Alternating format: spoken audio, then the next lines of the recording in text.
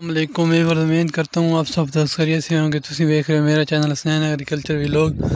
आज मैं थोड़े नाल नवी वीडियो लेके आ रहा हूँ। वीडियो देखने से पहले मेरे चैनल को लाइक सब्सक्राइब कर लो। ये थोड़ी वाली मैंने हौसला दें एक गिफ्ट हो सी ताकि मैं थोड़े नाल नवी नवी इन्फॉर्मेशन शेयर कर सका।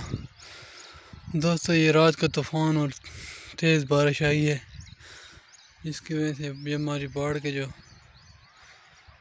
डंडे लगाए हैं टूट गए हैं, नुकसान हुआ है हमारा। इसलिए आपने कोशिश करनी है कि जो इसको लगाना है तो इसको ज़रा मजबूत करके लगाना है, ताकि तूफ़ान वगैरह आए तो इसका मसला ना हो, टूटे नहीं है वाले डंडे।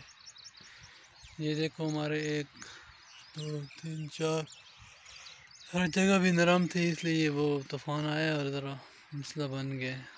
ठीक है, आपने कोशिश करनी है जिसमें भी कोई लगाना हो, बाहर लगानी हो, ज़रा ज़मीन में गहरा करके गड्ढा खोदें और फिर इसमें लगाएं।